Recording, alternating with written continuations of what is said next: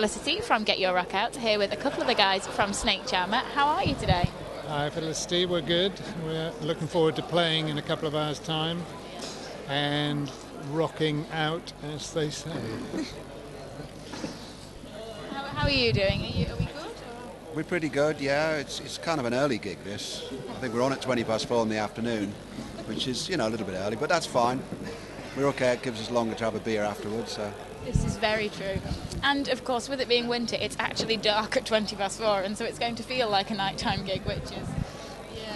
Yeah, this is true. So, yeah, you guys, how is the Cheesecake Assessment Tour of Europe going on?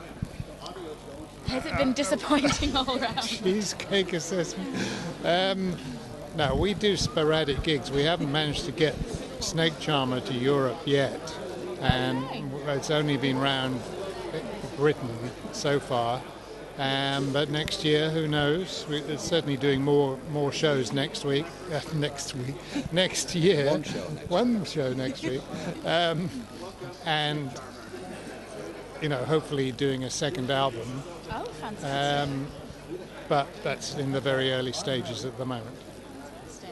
And I know that you've got some dates announced for next year already, but are you looking to put together kind of a full European tour? Is that definitely something that you're working That's the hope, yeah. I mean, obviously it's the logistics and the finances have all got to come into it. But yeah, we hope to. We decided to do, because it's not a full-time band, Snakecharmer. Everybody's doing different things, so it's not always easy to get the definitive lineup together at the same time. But we're going to Russia beginning of March for 5 shows, which should be good. And we've got some shows in Britain, and obviously we're hoping to get out to Europe for shows in the year. Get out to anywhere, get out to America, Japan, yes. Yeah. Europe's a little bit closer, but yeah, we'll be getting out there. Yeah. And how do you manage to juggle it? I mean, does it tend to be the main priority for people, or is it something that kind of fits around every other project that everybody's got booked in? It's a bit of both, really. I mean, we don't make lots of money out of Snakecharmer yet, so all of us have to do other things.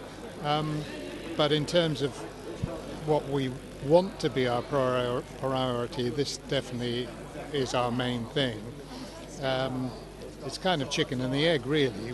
We want to do more gigs, but if the gigs aren't there, we have to do other things. So hopefully that situation will change. Part-time musicians. But it's the same for everybody at the moment, I think. You find a lot of guys are playing in 3 different bands or doing other jobs, and you have to cover every area with the website and the merchandising and all sorts of different things. You can't rely on making a living from playing live anymore, I don't think. It's tough in the middle. And I think the music industry as a whole is not in brilliant shape at the moment, but it does seem to be getting better, and rock seems to be getting more integrated back into mainstream culture now, which has got to be a positive thing. Yeah, I think it's the same with anything. It's not just the music business, it's every business that's suffering, and until it turns around again, which I think it will, every business will suffer, and there's a lot of good musicians looking for work, and there's not enough work to go around. So people have got to drop their prices, and everyone has to do it, but providing we're not losing money, then you can accept that. And we have an album out, so we can look upon it as pushing the album a bit and doing a bit of publicity for the album, so there's a positive side.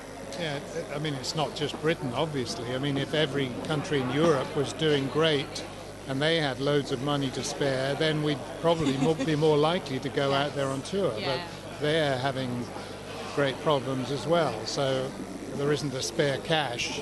You might get offers from, I don't know, Italy, France, wherever, Spain, but when it comes down to it, they're not realistic offers. So hopefully that'll improve, I'm sure it will. Here's hoping that next year brings a huge, massive worldwide tour. Just a little one. Nice. And you say you're going to be working on the second album. I mean, the first album that you did, people were really happy with it from everything I saw, and the kind of material that's come from that has been going down brilliantly in the live shows too. I mean, the second album. If when you bring this out, are you going to stop playing some of the original kind of Whitesnake songs that you are playing because of the original material you've got, or is that never going to happen? Well, unless we play for about 4 hours, which I somehow can't see us doing that. I mean, we've only just learned a few weeks ago that Frontiers would like us to do another album. So we've just started putting together ideas for songs, and I wouldn't have thought that we'll record it till next summer anyway. So it won't be released for well over a year once we've recorded it. After that, I don't know. What do? You can't drop Whitesnake songs, because we do a few, which we were involved in the writing and original Whitesnake stuff. But there's quite a lot of stuff on the first album, which we like to do. But I'm sure I don't know. It might be a longer show, or it might be where we have to do different songs on different nights. I don't know. You'd have to ask us that in about a year's time. We'll be here next November, and we'll tell you then. We might know by then. But I mean, actually, I'm not saying we are booked for next November, so in case anybody gets the wrong idea. yeah, you sparked a good rumour here. Well done, well done. But no, and so I mean, it sounds from that as though you wouldn't really consider dropping all the Whitesnake material. I mean, you do definitely want to keep true to that as well. It's been difficult to drop any Whitesnake material, because there's some really good stuff that we don't do. Things like Ain't Gonna Cry No More Today and stuff. It's great, but you're probably picking up my phone ringing, which is the first time it's rung for about 3 days. Typically, it doesn't happen. Of course. I mean, it has to do that. That's sod's law, all of that. Yeah, so I think we're going to do about 5 or 6 Whitesnake songs at the moment. But we could do more, but then we've got to drop our own songs out. It's difficult. It's getting the balance right. It's quite tough. And until we play to thousands and thousands of people in lots of different gigs, we can't judge what the best balance is and what songs go down better than others. But certainly we have done very well live so far. People do seem to think that we're good, which is heartening.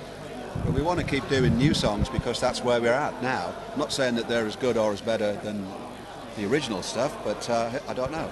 Time will tell. But we can't not do the new stuff. So I don't know. Cross that horrible bridge when you come to it. Absolutely, yeah. I mean, you're just going to have to start doing 3-hour sets. That's fine. Well, that's the thing. It's much better to have too much material. Yeah. Even though it's painful to chuck things out or not have time to do what you want to do, than to not have enough material. That, of course, is very, very true. Yeah, so really, I guess it's not necessarily a bad thing, is it? Having lots and lots of songs that you love playing. Yeah, exactly.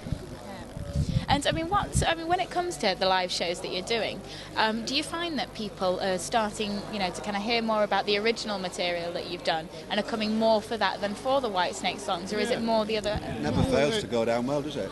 Some people definitely know the album really well, and that's what they come to hear more than others. I mean, some people, it'll be the opposite. Some people might be under the impression that we probably only do Whitesnake songs. And it's like, oh, come on, haven't heard any Whitesnake yet. But when we do play Whitesnake songs, we do them really well. That's what I would say. So it seems a shame not to do them, because we do a really good job of playing the songs that we were associated with. And they suit the band, they suit everybody, But the band know them. It's like the rest of the band know the songs from before, which is quite unusual, really, when you get guys in the band who know some songs that were recorded a long, long time ago, and maybe when they were, because a bit younger than us, maybe, they were fans. Certainly Harry loved to play the Whitesnake stuff, and he loves playing it, because he's a bit younger, so it was the first stuff he played. Yeah, now he's playing it. Everybody's younger than us. That's true. Are you going to come and see us today? I hope so. No. But nothing ever runs to schedule in these things, and so this is the thing, you time your schedule around the band you want to see, and then everybody is like half an hour late, and you're just like, oh, well, that didn't quite work, did it? But, we can definitely definitely hope. Well, as long as you say afterwards, "Oh, I heard you were brilliant," that's all that matters. All right, then I promise I'll do that. And I'll definitely be seeing you like playing next week. Yeah. And all right. so yeah. It's a completely separate thing. No, actually, he's coming sadly to not. Austria. I'm going to be in Austria. Oh, sorry. So I'll be watching Neil personally playing next week. So yeah, I can wave at you, and then I can be like, "Oh, you were brilliant." I mean, I saw. Synchronised yodeling. Exactly. I really hope that there's some yodeling next week, but I don't think there will be somehow. I can imagine that you and Sue will probably have to be forcibly restrained from yodeling if nobody else does. Sadly, I think you're right. Yeah. That's something to look forward to at least. There isn't enough yodeling in rock. You know, I think the two should be combined. What are you on? What? What are you on? Can we have some? I mean, She's on enthusiasm. You could start something new. The world's most enthusiastic woman. Rock yodeling. I don't know if that's a good thing or a bad thing, you know. I mean, there's only There's a enough certain degree of. cynicism in rock. Well, this is true, and I'm not quite a dirty cynic yet, and so I think I've got a few years to go before that hits. But I think yodeling in rock would work. If you think about it, every other type of music has been mixed with rock, and so why not Not yodeling? wearing those trousers though, those leather shorts with the straps. Why not? That's the whole point. I suppose this Focus, they did, you know, Yeah. Hocus Pocus. They've done it, haven't they? Oh, well, so much for a fresh idea. Never mind. And so the next kind of few months, you're going to be working on some new material. You've got the dates coming up. What else have you got going on, kind of, as Snakecharmer and separately? Well, there's not anything particularly different as far as Snakecharmer goes. We did film our first London gig back last February, and we really need to get that out in some shape or form, or even in just a couple of songs from it, but we haven't managed to do that yet. But no, we certainly have tried to put in runs of gigs, so there'll be 3 or 4 in a row in January and the same in February, and maybe a bit of a gap and then some more, rather than it's been very sporadic this year, very sort of 1 here, 2 there, that kind of thing. So we're hoping that a nice proper long tour could be done, and if there was the right support situation to a really good band, then we'd certainly be up for that.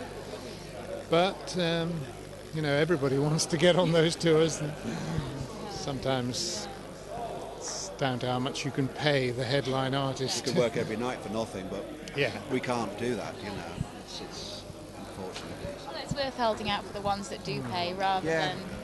I mean, you've got the practical problems. I mean, Harry's very busy with Magnum and with Thunder. Adam Wakeman couldn't even be here today because he's with Black Sabbath, and when he's not with Sabbath, he's often with Ozzy and other people. Myself and Laurie play in We Will Rock You all the time. So it might be Chris and a backing track that has to go out to Snakecharmer. No, we try and sort of make ourselves available as much as possible. Not easy though, when everybody's involved in so much else. Yeah, Well, he's but building a new stable block next year in his mansion, so that's going to cost a few balls. it's about this size. These made of My Lego. Little Ponies. he puts them in. I saw a fantastic article lately, actually, about a farmer who really wanted to construct a stable for his horses, but couldn't get planning permission for it. So instead, he installed a giant table and chairs sculpture that did exactly the same thing, but because it was a sculpture, you didn't need planning permission. He's just put his finger around. See, honestly, Laurie Wisefield doing that, being it. He just looks dangerous, doesn't he? there's just something about video cameras that makes people want to misbehave. Yes, and here comes another one. Well, thank you so much for Okay, taking the time. It has, You're of course, been a pleasure. They're And just jealous we'll- because they wanted to talk to you. So. I can. Hello. That's the only bit they'll use out of the whole interview. Well, thank you so Thanks much, for and yeah, listening. we'll really look forward to seeing you later. Thanks.